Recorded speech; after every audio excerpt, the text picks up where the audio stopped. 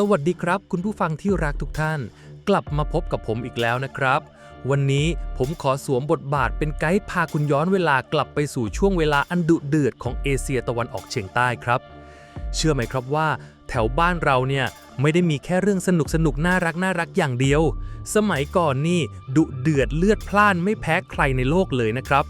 โดยเฉพาะเรื่องของเพื่อนบ้านสองแผ่นดินที่เคยเป็นคู่ปรับตัวฉกาจกันมาอย่างยาวนานใช่แล้วครับผมกำลังจะพาคุณไปเจาะลึกเรื่องราวของสงครามไทยยวนหรือเวียดนามในประวัติศาสตร์กันครับคุณอาจจะสงสัยนะครับว่าเฮ้ยไทยกับเวียดนามนี่เคยรบกันจริงจังขนาดนั้นเลยเหรอคำตอบคือ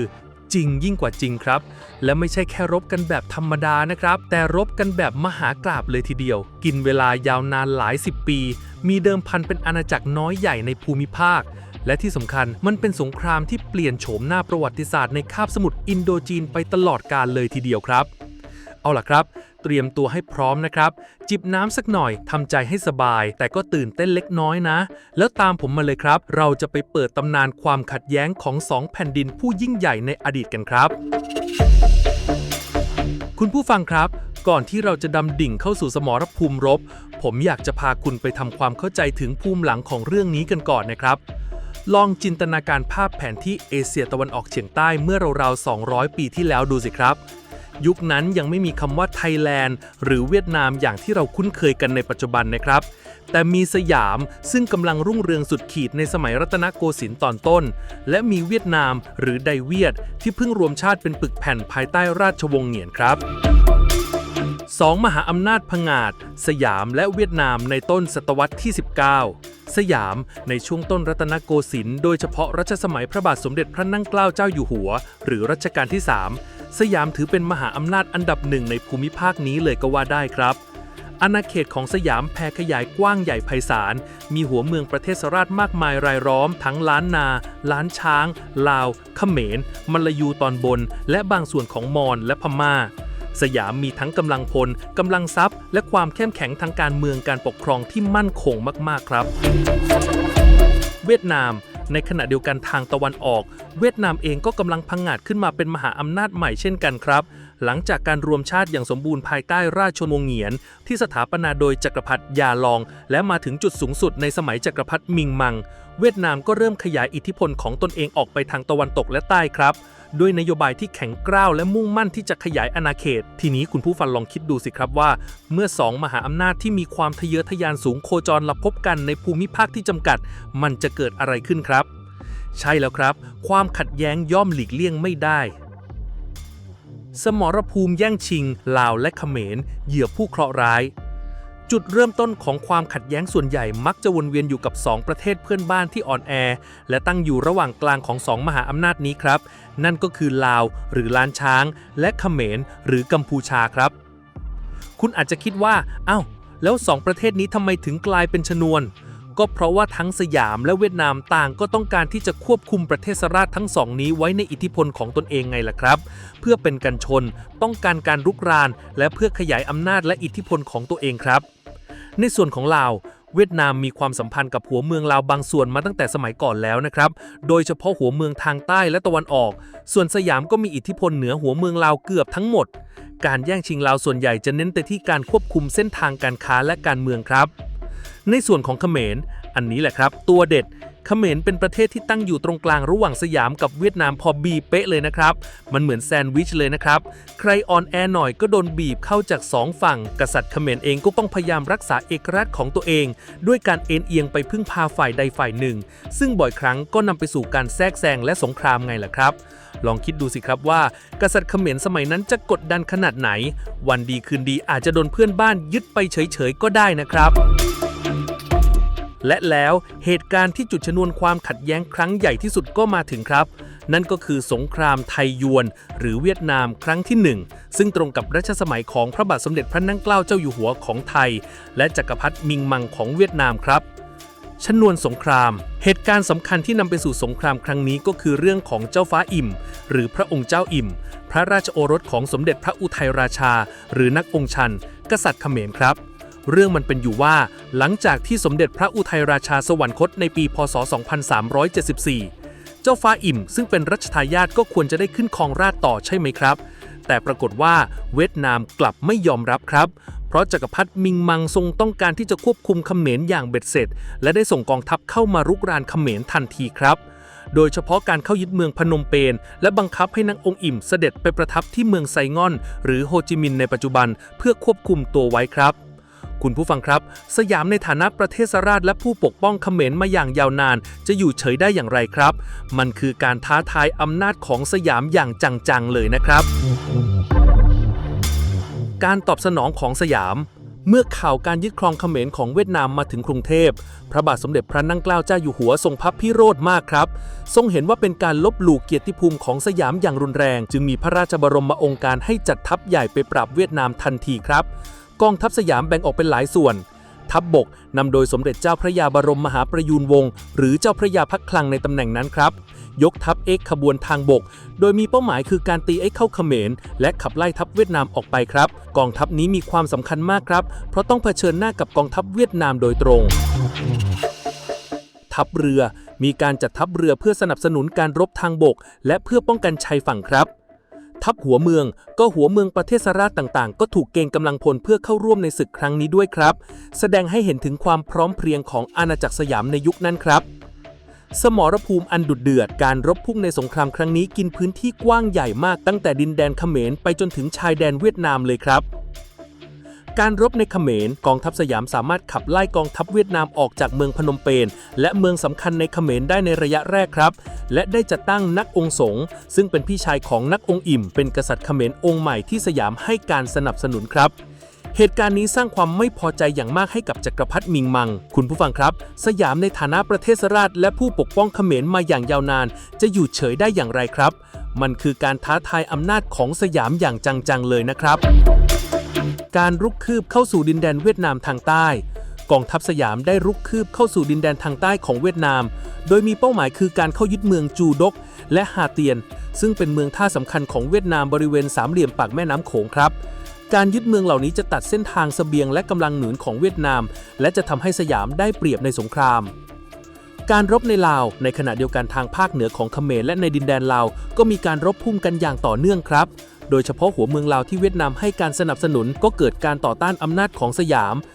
จึงต้องส่งกองทัพเข้าไประงับการกบฏและปราบปรามหัวเมืองลาวที่ฝักใฝ่เวียดนามครับแม้ในช่วงแรกสยามจะดูได้เปรียบแต่กองทัพเวียดนามภายใต้การนำของแม่ทัพผู้เก่งกาจอย่างจางมิงเซียงก็ได้เริ่มโต้กลับอย่างหนักครับความยากลำบากของทัพสยามกองทัพสยามต้องเผชิญกับสภาพภูมิประเทศที่ยากลำบากในเขมรและเวียดนามใต้ครับทั้งป่าดงดิบโรคระบาดและเส้นทางการขนส่งเสบียงที่ยาวไกลและไม่สะดวกการรบเยื้อทำให้ทัพสยามเริ่มอ่อนล้ายุทธวิธีของเวียดนามมีความได้เปรียบในเรื่องความคุ้นเคยกับภูมิประเทศและมีระบบการป้องกันที่แข็งแกร่งครับพวกเขาใช้ยุทธวิธีการรบแบบกองโจรการซุ่มโจมตีและการสร้างป้อมปราการที่แข็งแกร่งเพื่อสกัดกั้นการรุกคืบของทัพสยามโดยเฉพาะการใช้ภูมิประเทศที่เป็นป่าพลูและแม่น้ำลำคลองในการตั้งรับทำให้กองทัพสยามที่เน้นการรบแบบเปิดหน้าเผชิญหน้าประสบความยากลำบากครับการผลักดันกลับในที่สุดกองทัพเวียดนามก็สามารถผลักดันกองทัพสยามให้ออกจากดินแดนเวียดนามใต้ได้สำเร็จครับและกลับเข้ามายึดครองเขมรได้อีกครั้งครับการสงบศึกสงครามดำเนินไปอย่างยืดเยื้อจนถึงปีพ.ศ. 2374ทั้งสองฝ่ายต่างก็เหนื่อยล้าและได้รับความเสียหายอย่างหนักครับโดยเฉพาะเขมรที่กลายเป็นสมรภูมิรบไปโดยปริยายประชาชนเดือดร้อนอย่างแสนสาหัสในที่สุดทั้งสองฝ่ายก็ตัดสินใจสงบศึกครับ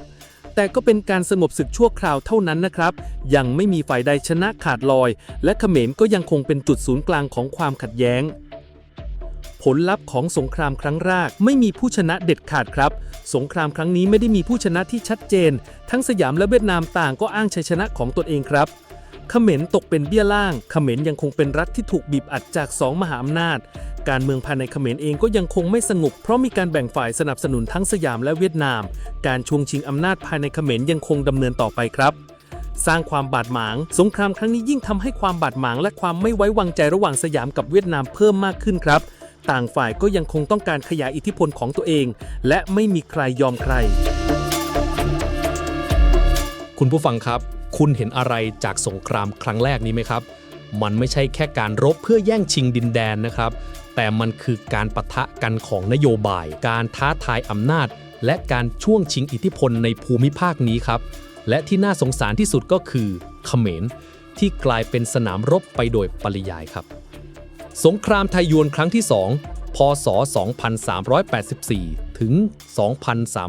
2388 มหากาพย์การชิงชัยเพื่อเขมรหลังจากการสงบศึกชั่วคราวในปี พ.ศ. 2374 สถานการณ์ในเขมรก็ยังคงตึงเครียดและไม่สงบครับเวียดนามยังคงพยายามควบคุมเขมรอย่างใกล้ชิดโดยเฉพาะการแต่งตั้งขุนนางเวียดนามเข้าไปแทรกแซงการบริหารราชการของเขมรและพยายามเปลี่ยนแปลงวัฒนธรรมประเพณีของเขมรให้เป็นแบบเวียดนามมากขึ้นครับการกระทำของเวียดนามที่พยายามกลืนชาติเขมรนี้เองครับที่ทำให้ประชาชนเขมรและขุนนางเขมรส่วนใหญ่ไม่พอใจอย่างมากครับเกิดการต่อต้านและลุกฮือขึ้นตามหัวเมืองต่างๆในเขมรครับนักองค์อิ่มซึ่งถูกเวียดนามควบคุมตัวไว้ที่ไสง่อนในช่วงสงครามครั้งแรกได้รับการปล่อยตัวกลับมาที่เขมรแต่พระองค์ก็ไม่พอพระทัยที่เวียดนามพยายามเข้ามาควบคุมเขมรอย่างเบ็ดเสร็จครับ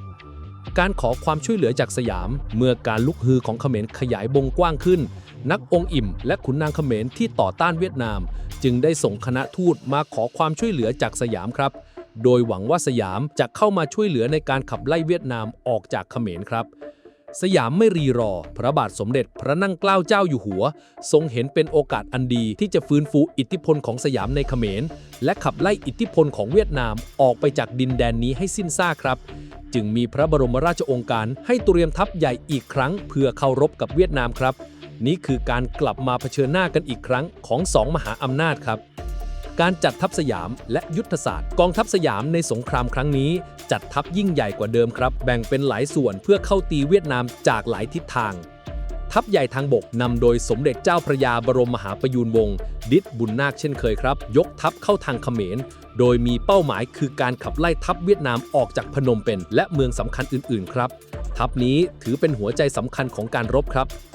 ทัพสนับสนุนทางเรือมีการจัดทัพเรือเข้าโจมตีชายฝั่งและเมืองท่าสำคัญของเวียดนามทางใต้เพื่อตัดเส้นทางลำเลียงเสบียงและกำลังเสริมของเวียดนามครับการรบทางเรือทางอ่าวไทยและทะเลจีนใต้ก็ดุเดือดไม่แพ้กันครับทัพหัวเมืองประเทศราชต่างๆโดยเฉพาะทางใต้และทางตะวันออกก็ถูกเกณฑ์กำลังพลและเสบียงเพื่อสนับสนุนการรบครับ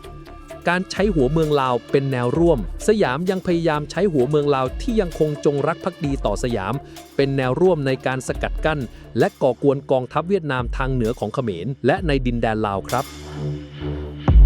สมรภูมิอันยาวนานและยืดเยื้อ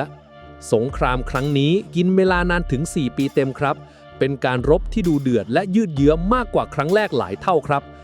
การรบในเขมร พ.ศ. 2384 ถึง 2385 กองทัพสยามสามารถรุกคืบเข้าสู่เขมรได้อย่างรวดเร็วครับและสามารถขับไล่กองทัพเวียดนามออกจากพนมเปญได้สำเร็จ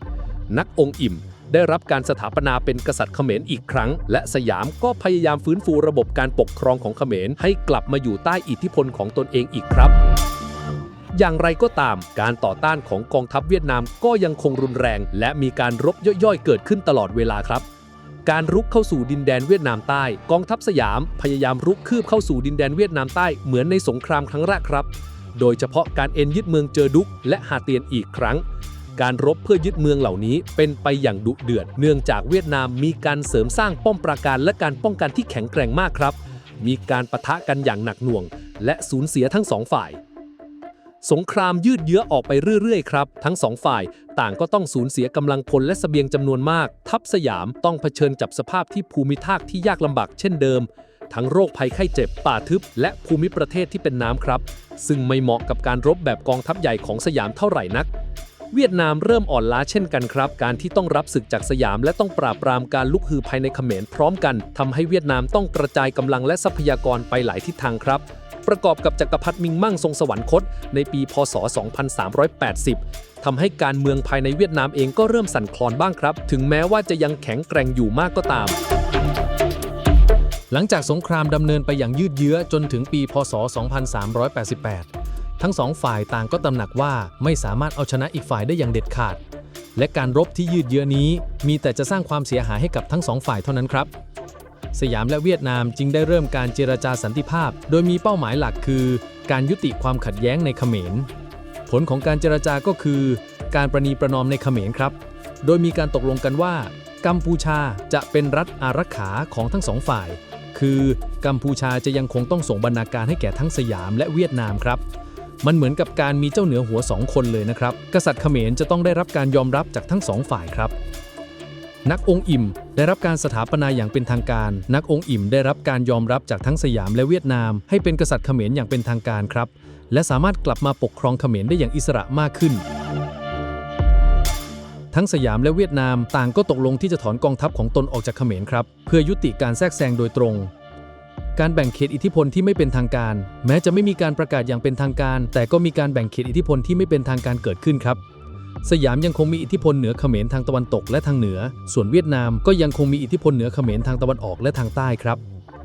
สงครามครั้งนี้ทำให้กัมพูชาสามารถฟื้นฟูเอกราชของตนเองได้บ้างแม้จะยังต้องพึ่งพาทั้งสองฝ่ายครับและลดการแทรกแซงโดยตรงจากสยามและเวียดนามลงครับยุติความขัดแย้งใหญ่เป็นการยุติความขัดแย้งครั้งใหญ่ระหว่างไทยกับเวียดนามในเรื่องเขมรครับหลังจากนี้ก็ไม่มีสงครามขนาดใหญ่ระหว่าง2ประเทศนี้อีกแล้วสงครามครั้งนี้แสดงให้เห็นว่าแม้สยามและเวียดนามจะเป็นมหาอำนาจในภูมิภาคแต่ก็ไม่สามารถเอาชนะอีกฝ่ายได้อย่างเด็ดขาดในการรบที่ยืดเยื้อและกินพื้นที่กว้างขวางครับ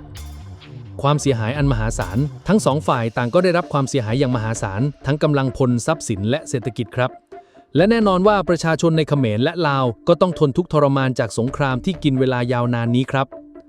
คุณผู้ฟังครับคิดดูสิครับว่าสงครามแต่ละครั้งนี่มันสร้างความพินาศย่อยยับขนาดไหน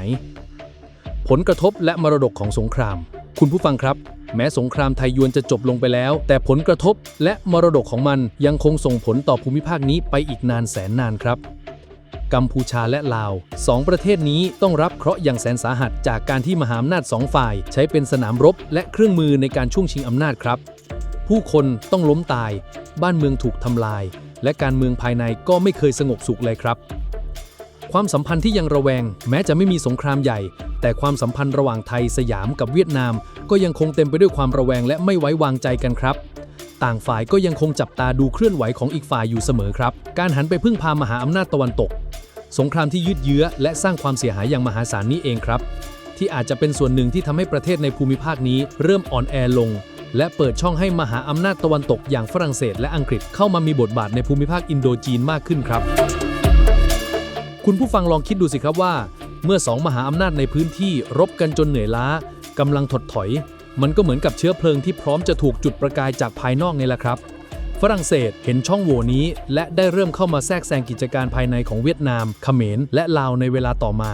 จนสุดท้ายก็สามารถยึดครองดินแดนเหล่านี้เป็นอาณานิคมของตนเองได้สำเร็จครับในขณะที่สยามเองก็ต้องเผชิญหน้ากับการคุกคามของจักรวรรดินิยมตะวันตกอย่างหนักเช่นเดียวกันครับกัมพูชาสุดท้ายก็ต้องตกเป็นอาณานิคมของฝรั่งเศสเพราะการที่ถูกบีบจากทั้ง2ฝ่ายมานามทำให้กัมพูชาตัดสินใจขอความคุ้มครองจากฝรั่งเศสในปีพ.ศ. 2406 หรือค.ศ. 1863 ครับซึ่งถือเป็นการสิ้นสุดการเป็นประเทศรัชราชของสยามและเวียดนามไปโดยปริยายครับลาวก็เช่นเดียวกันครับหัวเมืองลาวต่างๆก็ถูกฝรั่งเศสยึดครองไปทีละส่วนจนกลายเป็นส่วนหนึ่งของอินโดจีนฝรั่งเศสครับคุณผู้ฟังครับเรื่องราวของสงครามไทยยวนในประวัติศาสตร์ที่เราได้เล่าให้ฟังกันไปนี้มันไม่ใช่แค่เรื่องของชัยชนะหรือความพ่ายแพ้นะครับแต่มันคือเรื่องราวของความทะเยอทะยานของมหาอำนาจที่ต่างฝ่ายต่างก็ต้องการขยายอิทธิพลและอำนาจของตนเองให้มากที่สุดความอ่อนแอของรัฐกันชนที่ต้องกลายเป็นสนามรบและเบี้ยในเกมอำนาจของเพื่อนบ้านการเมืองระหว่างประเทศที่ซับซ้อนที่แม้แต่ในอดีตก็ไม่ได้แตกต่างจากปัจจุบันมากนักมีการช่วงชิงการเจรจาการประนีประนอมและการหักหลังครับบทเรียนอันเจ็บปวดที่บอกให้เราเห็นว่าสงครามนั้นไม่เคยสร้างสิ่งใดนอกจากความสูญเสียความทุกข์ทรมานและบาดแผลที่ฝังลึกอยู่ในประวัติศาสตร์ของชาติพันธุ์และที่สำคัญที่สุดคือเรื่องราวเหล่านี้ยังคงเป็นส่วนหนึ่งของประวัติศาสตร์และวัฒนธรรมของชาติในภูมิภาคนี้ครับมันเป็นสิ่งที่หล่อหลอมตัวตนของเราในปัจจุบันทำให้เราเข้าใจว่าทำไมความสัมพันธ์ระหว่างประเทศเพื่อนบ้านถึงมีความซับซ้อนและทำไมเราถึงควรหันหน้าเข้าหากันเพื่อสันติภาพมากกว่าการรบพุ่งกันครับคุณผู้ฟังคิดว่ายังไงครับผมเล่าให้ฟังขนาดนี้แล้วพอจะเห็นภาพความยิ่งใหญ่และความดุเดือดของสงครามในอดีตกันบ้างหรือยังครับ